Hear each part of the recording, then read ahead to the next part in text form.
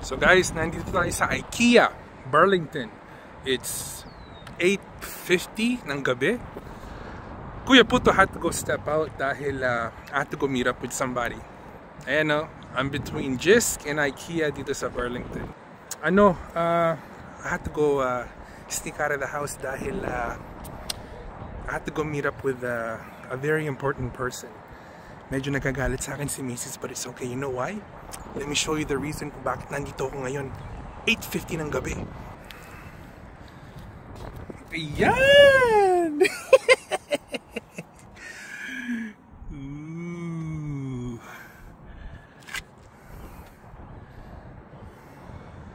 Yes, sir.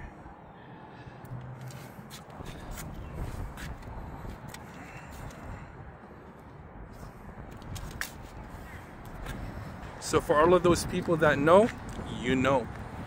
Yung mga ibang tao, nagsusuot sila ng ginto sa tenga, sa singsing, sa kwintas.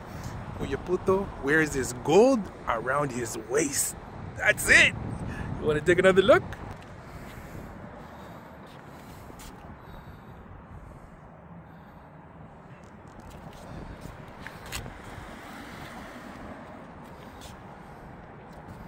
Lika, balik na tayo sa bahay. Baka hindi na masyadong galit si Mrs. But before I go home, bili muna natin ng pasalubong para medyo matamis ng konti. Okay? Let's come back.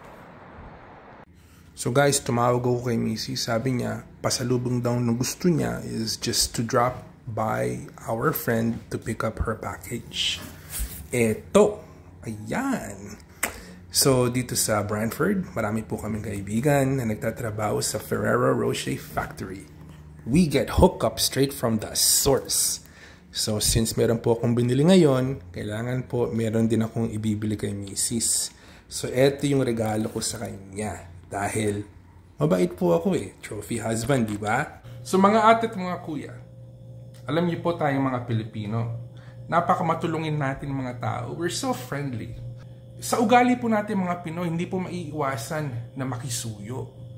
Dahil alam naman natin na yung kaibigan natin or yung kakilala natin pupunta sa Pilipinas. So, you know, makikisuyo tayo, sasabihin natin sa kanila. Hindi po lahat, pero yung mga iba, sasabihin po natin sa kaibigan natin na uuwi, hoy, pare, baka pwede naman pakisuyo tong regalo to. You know, nandun kasi yung misis ko, yung anak ko, yung aso ko, yung tita ko, or whoever, right? So, tayo naman po, sasabihin natin, oh sige, ayos lang yun. Ayos lang yun. Ano po tawag doon? It's pasabay.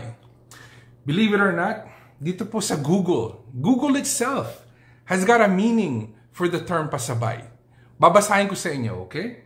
So, sabi po ni Google, pasabay means the practice where Filipinos travel to other countries to purchase specific items for their fellow Filipinos.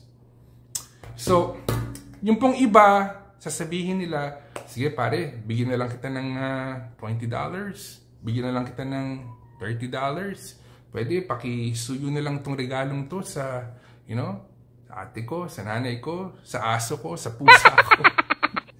You know, kung sino-sino, kung sinong gusto nilang padalan sa Pilipinas, you know, ipapasabay doon sa trip ninyo. You know, lalo na po ngayon, napakamahal po ng ticket. Pag-iipunan niyo po yun ng napakatagal. Ticket is like $2,300 to $3,000 right now to go home to Philippines from Toronto dahil, you know, it's peak season, right? Pag-iipunan niyo yun. Tapos, pagpaplanuhan niyo po yun. Dahil, you know, you have to buy your own gifts for your loved ones. Okay? Laking plano po nun. Tapos, on top of that, marami po kayong magiging kakilala pag nalaman nila na uuwi kayo, o pakisuyo to, o pakisuyo yan. Guys, you know what? We should stop that behavior. Dahil peste po yun. Talagang peste. Nakaka-bad trip. Dahil, you know, hindi naman po sasabihin ng tao na, oh, ayoko niyan. Oh, ayoko niyan. You know, dahil busy ako. Dahil sasama po kayo, di ba?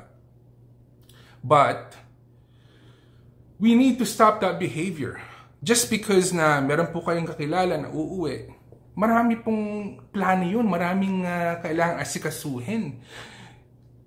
For you to give that person the responsibility of dragging whatever gift it is that you have to pasabay to your whoever, buwisit po yun. Peste yun dahil, trust me, yung nagpapasabay is the last person on the guy's priority list. Dahil uuwi na po siya. Okay? Dahil napapansin ko po dito sa Canada, okay, pag merong kaibigan or whoever na uuwi, marami pong tumatawag, nagsasabi, "Hoy, can I drop this off to your house and lagay niyo sa luggage niyo and you can deliver it to whoever kapamilya ko sa Pilipinas pagdating mo doon." Or even worse, sasabihin po sa inyo, "Hoy, can you pick this up from my house so you can add it to your luggage para meron naman akong pasalubong dun sa mga minamahal ko sa Pilipinas." Guys, hindi po kayo bumili ng ticket. Yung pong tao na magbabakasyon ang bumili ng ticket. Okay, tapos magiging perwisyo pa po kayo sa mga plano niya. It's even worse dahil isipin nyo guys, meron pang restrictions yung mga luggage and how much you can bring back home. Pag nag-over po kayo doon, kailangan magbayad yung magbabakasyon. Okay? Like you can't bring like 10 boxes.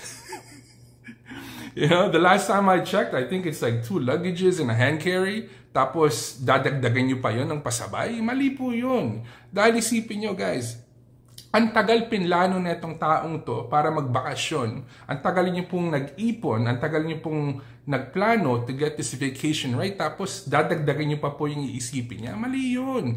Let that person enjoy the fruits of his labor, di ba? Tapos, palagayin nyo na, pumayag yung tao dahil mabait.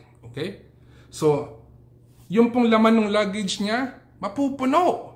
And more than likely, kung talagang napakabait ng taong yun, mas madami pa yung pasabay kaysa dun sa dadali niya sa sarili niya para sa kanyang pamilya, di ba? Tapos, you have to drag that sa airport. That's the worst part.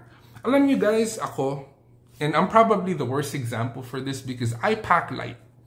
I pack really light. The last thing I want to do when I'm traveling anywhere is to bring more stuff than I have to. Kaya po yung wife ko galit na galit sa akin.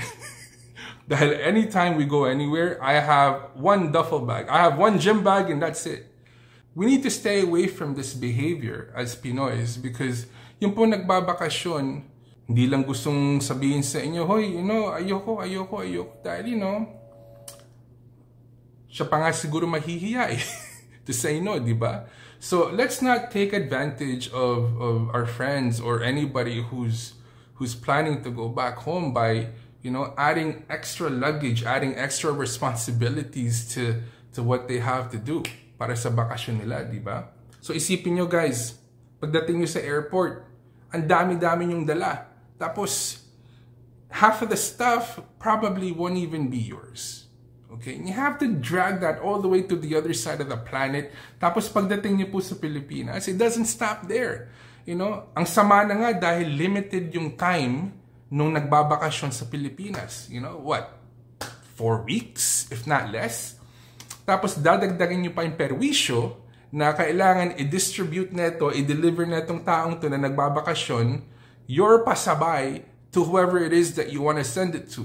He has to make arrangements. He has to go out of his way to make sure that your pasabay gets delivered to the proper people. Bisit po yun. Peste yun. Dapat din natin ginagawa yun.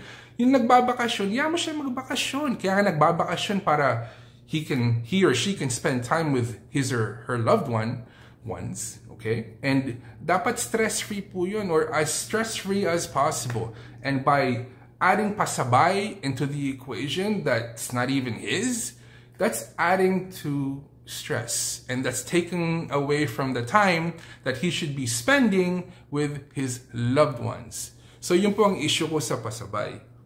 So guys, napakadaming ways po kung gusto nyo magpadala sa Pilipinas kung nandito kayo sa Canada.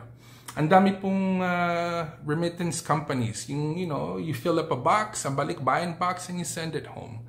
Or meron po akong kakilala, kaibigan ko, okay?